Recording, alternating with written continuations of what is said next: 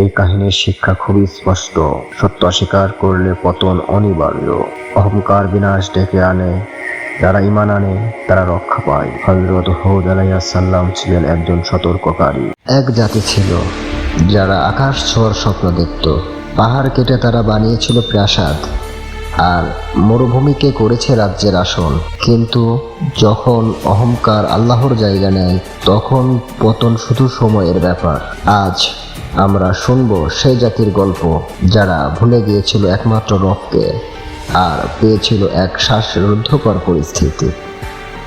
আজ জাতির অহংকার ও তাদের করুণ পরিণতি। বহু শতাব্দী আগে আরব উপদ্বীপের এক বিস্ময়কর জায়গা গড়ে ওঠে এক প্রাচীন শক্তিশালী জাতি, আদ জাতি। তাদের বাসস্থান ছিল ইয়েমেনের দক্ষিণ পশ্চিমাঞ্চলের একটি অঞ্চল, যার নাম ছিল আহকাব, অর্থাৎ বালুকাময় পাহাড়। কোরআনে আল্লাহ বলেন, তুমি কি দেখো না তোমার প্রতিপালক কি করেছিল আদ জাতির সাথে, যারা স্তম্ভ সহ নগরী নির্মাণ করেছিল, যেমনটি আর কেউ কখনো নির্মাণ করেনি দুনিয়ায়। আদ জাতির পুরুষেরা ছিল ঐতিহাসিকভাবে বিশাল আকৃতির, প্রবল শক্তিশালী। হাদিসে বর্ণিত আছে, তারা এতটাই শক্তিশালী ছিল যে এক একজন একটি তাল গাছকে হাতের খেলনার মতো ভেঙে ফেলতে পারত। তারা শুধু শারীরিকভাবেই নয়, প্রযুক্তিতেও ছিল উন্নত। মরুভূমির মাঝখানে তারা তৈরি করেছিল সুশৃঙ্খল নগরী, স্তম্ভ ও মিনার বিশিষ্ট প্রাসাদ, শাসন ব্যবস্থা, বাণিজ্য পথ ও উন্নত সেচ ব্যবস্থা। তারা মনে করত এই পৃথিবী শুধু তাদের জন্য। ইতিহাসবিদদের মতে আদ জাতির শহর ছিল এতটাই উন্নত ও দৃষ্টিনন্দন, যার ধ্বংসাবশেষ আজও ইয়েমেন ও ওমান অঞ্চলে পাথরের স্তম্ভ হিসেবে দেখা যায়। কিন্তু এত উন্নতি, এত শক্তি তাদের মনকে করে তোলে অহংকারে অন্ধ। তারা ভুলে যায় যিনি সব কিছুই দিয়েছেন সেই আল্লাহকেই। নূহ আলাইহিস সালামের প্লাবনের ঘটনাও তারা ভুলে গিয়েছিল। তাদের মধ্যে জন্ম নেয় অহংকার, আর তারা বলতে শুরু করে, আমাদের চেয়ে শক্তিশালী আর কে আছে? আল্লাহ বলেন, তারা কি দেখেনি যে তাদের সৃষ্টি করেছেন তিনি, যিনি তাদের থেকেও অধিক শক্তিশালী? আর তারা আমার নির্দেশনা সমূহ অস্বীকার করত। অতঃপর তাদের এক জাতির মাঝে প্রেরিত হলেন একজন নবী, একজন সতর্ককারী, যিনি তাদের অহংকারের মুখে তুলে ধরলেন সত্যের কথা। তার নাম ছিল হযরত হুদ আলাইহিস সালাম। তিনি ছিলেন আদ জাতির মধ্য থেকেই একজন। তাদের ভাষা, তাদের চলাচল, সংস্কৃতি তিনি সবই জানতেন। তাই তার বার্তা ছিল পরিষ্কার, সরল, সত্য আর সতর্কতায় ভরা। হুদ আলাইহিস সালাম বললেন, হে আমার জাতি, তোমরা আল্লাহর ইবাদত করো, তিনি ছাড়া আর কোনো উপাস্য নেই তোমাদের। তোমরা কি তাকওয়া অবলম্বন করবে না? কিন্তু আদ জাতির প্রতিক্রিয়া ছিল ঠান্ডা। তারা অবজ্ঞা করলো, ব্যঙ্গ করলো। তারা বলল, তুমি তো আমাদের মতোই একজন মানুষ, আর তোমার অনুসারীরা এরা তো নিচু শ্রেণীর কিছু লোক। তারা হাসলো, উপহাস করলো। তুমি কি আমাদের ভয় দেখাতে এসেছো? আল্লাহর শাস্তি কোথায় সেটা? কিছুই তো দেখছি না। হযরত হুদ আলাইহিস সালাম দমে গেলেন না। তিনি বারবার তাদের স্মরণ করিয়ে দিলেন নূহ আলাইহিস সালামের প্লাবনের ইতিহাস। তিনি বললেন, তোমাদের পূর্বপুরুষদের দিকে তাকাও, কিভাবে তারা ধ্বংস হলো। আমি তোমাদের জন্য একজন আমানতদার রাসূল। কিন্তু তারা আরো অবাধ্য হলো। তারা বলল, তুমি তো কোনো প্রমাণ আনোনি, আমরা আমাদের উপাস্যদের ছাড়বো না। তখন হুদ আলাইহিস সালাম বললেন, তোমরা আমাকে যে শাস্তির ভয় দেখাচ্ছ, আমি আল্লাহর উপর নির্ভর করি। তোমরা যা ইচ্ছা করছো সবই আমার প্রতিপালক জানা আছে। তার কণ্ঠ ছিল নিশ্চিত, আত্মবিশ্বাসী, যেন আকাশের বুকে বাজ পড়ার আগের মুহূর্ত। যখন একটি জাতি নিজেই সত্যকে অস্বীকার করে, তখন আলো তাদের কাছে অন্ধকার হয়ে যায়। হুদ আলাইহিস সালাম দিনের পর দিন আহ্বান করে যাচ্ছেন। তিনি সতর্ক করছেন, ওহে আমার জাতি, ফিরে আসো। তোমাদের এই অহংকার, এই মূর্তি পূজা তোমাদের ধ্বংস ডেকে আনবে। কিন্তু আজ জাতির হৃদয় ছিল পাথরের মতো কঠিন। তারা হুদ আলাইহিস সালামের কথায় কান দিত না, বরং তারা হাসি তামাশা করতো, মজা করে বলতো, তুমি কি মনে করো আমরা তোমার কথা শুনে আমাদের দেবতাদের ছেড়ে দেব? তারা একে অপরকে বলতো, এ তো আমাদের মতোই একজন মানুষ, কেমন করে তার কথা আমরা মানি? হুদ আলাইহিস সালাম তাদের স্মরণ করিয়ে দিতেন পরবর্তী জাতিদের কথা। তোমরা কি দেখো না কেমন করে নূহ আলাইহিস সালামের কওম ধ্বংস হয়ে গেল? আমিও তো তোমাদের কাছে একজন আমানতদার রাসূল। কিন্তু তারা শুধু উপহাস করত। তারা বলতো, তুমি তো কোনো মুজিজা আনোনি, তোমার শাস্তির ভয় আমরা মানি না। ধীরে ধীরে আকাশের রং বদলে যেতে লাগলো, বাতাসের গতি বদলাতে লাগলো, পাখিরা উড়ে যাচ্ছে, পশুরা অস্থির হয়ে উঠেছে, প্রকৃতিও যেন শঙ্কিত। আর হুদ আলাইহিস সালাম তিনি পাহাড়ের নিচে বসে কাপা হাতে দোয়া করছেন, হে আল্লাহ, তুমি সর্বজ্ঞ, আমার কাজ আমি করে গেছি। তুমি সবচেয়ে ভালো জানো কারা সত্য গ্রহণ করেছে আর কারা তা প্রত্যাখ্যান করেছে। আল্লাহর শাস্তি এখনো নেমে আসার অপেক্ষায়, কারণ সতর্কবার্তা দেওয়া হয়েছে কিন্তু তারা তা অস্বীকার করেছে। এখন ফুরিয়ে এসেছে, আকাশে জমেছে কালো মেঘ, শুরু হবে এক মহা বিপর্যয়ের গল্প। হুদ আলাইহিস সালাম যখন বারবার সতর্ক করলেন, তখন আজ জাতি কেবল অবজ্ঞাই করল না, বরং তারা নিজেদের শক্তি ও ঐশ্বর্যের গর্বে আরো বেশি অন্ধ হয়ে পড়ল। তারা বলল, আমরা কি আমাদের পিতৃপুরুষদের ধর্ম ত্যাগ করব? আমরা তো চিরকাল এই উপাসনালয় করে এসেছি, তুমি কেবল আমাদের বিভ্রান্ত করতে এসেছ। তাদের মাঝে অহংকার ছিল চরমে।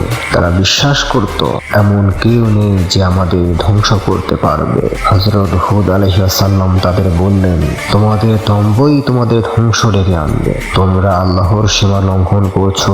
তিনি যদি চান মুহূর্তেই তোমাদের শক্তিকে ধ্বংস করে দিতে পারেন। তবু তারা ফিরল না। আল্লাহর পক্ষ থেকে সাবধান বাণী এলো। প্রকৃতি ধীরে ধীরে রূপ নিচ্ছিল শাস্তির এক অদৃশ্য অস্ত্রের। চোখে দেখা গেল অস্বাভাবিক পরিবর্তন। বৃষ্টি বন্ধ হয়ে গেল, আকাশে মেঘ জমলেও জল ধরে না, তপ্ত বাতাস বইতে লাগলো মরুর বুক জুড়ে। তারা ভাবলো এটা তো এক সাময়িক দুর্যোগ। কিন্তু হুদ আলাইহিস সালাম আবারও বললেন, এই সংকেত বুঝতে পারো না? আল্লাহ তার রহমত ফিরিয়ে নিচ্ছেন, ফিরে আসো, নইলে কঠিন শাস্তি আসবে। কিন্তু হুদ জাতি তখনও বিদ্রুপ করলো, তুমি সব সময় ভয় দেখাও, আমরা ভয় পাই না কোনো শক্তিকে। তারা জানতো না আল্লাহর ধৈর্যের সীমা আছে, আর যখন সেই সীমা পার হয়ে যায় তখন নেমে আসে এক করুণ পরিণতি। নির্বাক প্রকৃতি যেন কিছুই বলছে না। আকাশ ভারী হয়ে উঠল, বাতাসের গতিবেগ বাড়ছে, খেজুর গাছগুলো বাঁকছে, ধুলো উড়ছে। হযরত হুদ আলাইহিস সালাম জানতেন এখনই সেই সময়। তিনি আবারও বললেন, আমি তোমাদের এমন এক শাস্তির আশঙ্কা করছি যা তোমাদের জাতিকে ধ্বংস করে দেবে। কিন্তু আজ জাতি তাকে তাচ্ছিল্য করলো। তারা বলল, এই কালো মেঘ, এটা তো বৃষ্টি নিয়ে আসছে, এটা তো আমাদের জন্য বরকত। কিন্তু তারা জানতো না এই মেঘ বয়ে আনবে ধ্বংস। এরপর শুরু হলো ইতিহাসের এক ভয়াবহতম ঝড়।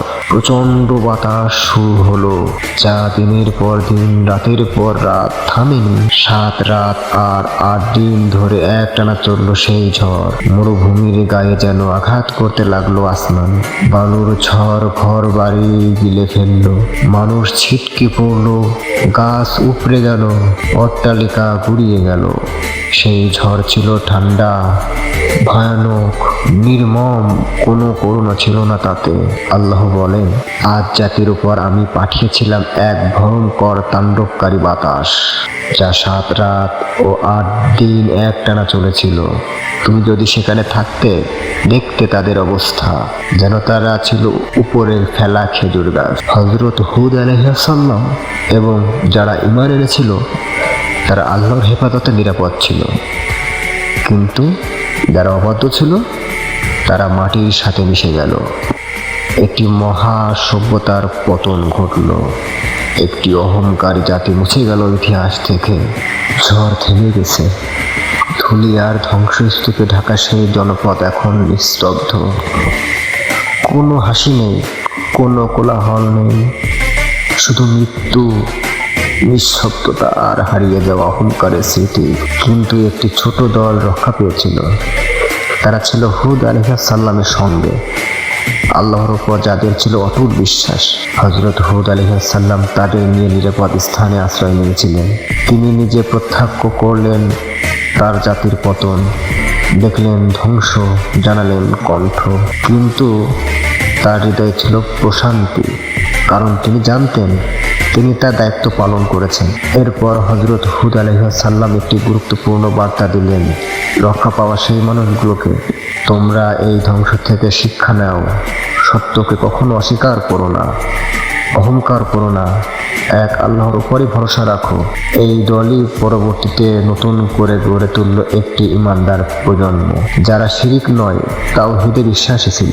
হযরত হুদ আলাইহিস সালাম শেষ জীবনে নির্জনে আল্লাহর ইবাদতে মগ্ন ছিলেন। তার মৃত্যুর পর মানুষ তাকে স্মরণ করেছিল এক সত্যবাদী, ধৈর্যশীল ও সাহসী নবী হিসেবে। তার কবর আজও ইয়েমেন অঞ্চলে রয়েছে বলে অনেক ঐতিহাসিকবিদের মতে মনে হয়। আজ জাতির পতনের মাধ্যমে আল্লাহ শিখিয়ে দিলেন, যে জাতি অহংকারে মত্ত হয়ে পড়ে, সত্যকে অস্বীকার করে, আল্লাহর পথ থেকে মুখ ফিরিয়ে নেয়, তাদের জন্যই রয়েছে এক করুণ পরিণতি। আর যারা সত্যে অটল থাকে, তাদের জন্যই রয়েছে রক্ষা, শান্তি ও চিরস্থায়ী সম্মান। আজ জাতি চলে গেছে, তাদের দালান, সাম্রাজ্য, গর্ব সবই এখন ধুলো, কিন্তু তাদের কাহিনী আজও বেঁচে আছে। পবিত্র কোরআনের পাতায় ইতিহাসের শিক্ষা হিসেবে আল্লাহ বলেন, তুমি কি দেখোনি কিভাবে তোমার প্রতিপালক আজ জাতির সাথে আচরণ করেছেন? এই আয়াত আজও জোরে উচ্চারিত হয়, শুধু অতীত নয়, বর্তমান ও ভবিষ্যতের জন্যও এক সতর্কবার্তা। আজকের দুনিয়াও অহংকারে ভরে গেছে। আধুনিক প্রযুক্তি, দালান, ক্ষমতা সবই যেন মানুষকে ভুলিয়ে দিচ্ছেন আসল উদ্দেশ্য, আল্লাহর ইবাদত। কিন্তু হুদ আলাইহিস সালামের কণ্ঠ যেন আজও বাতাসে ভাসছে, তোমরা কি তাকওয়া অবলম্বন করবে না? এই কাহিনীর শিক্ষা খুবই স্পষ্ট। সত্য অস্বীকার করলে পতন অনিবার্য। অহংকার বিনাশ ডেকে আনে, যারা ঈমান আনে তারা রক্ষা পায়। হযরত হুদ আলাইহিস সালাম ছিলেন একজন সতর্ককারী, এক দৃষ্টান্ত, যিনি প্রমাণ করেছেন এককভাবে দাঁড়িয়েও একজন মানুষ গোটা জাতির সামনে সত্য উচ্চারণ করতে পারেন। আজও যদি কেউ সাহস পায়, ঈমান ধরে রাখে, আল্লাহর পথে চলে, তবে সেই ব্যক্তি আল্লাহর রক্ষায় থাকে। এই ছিল আজ জাতির অহংকার ইতিহাস, তাদের করুণ পরিণতির কাহিনী। আসুন আমরা শিক্ষা গ্রহণ করি সত্যের সন্ধানে, আসুন সত্যের পথে চলি, প্রত্যেক পদক্ষেপে সত্যের দিশা। এই হোক আমাদের অঙ্গীকার। এই ছিল হক পথের যাত্রার আজকের পর্ব। পরবর্তী পর্বে আমরা জানব সামুদ জাতি ও সালেহ জাতির অবাধ্যতার কাহিনী।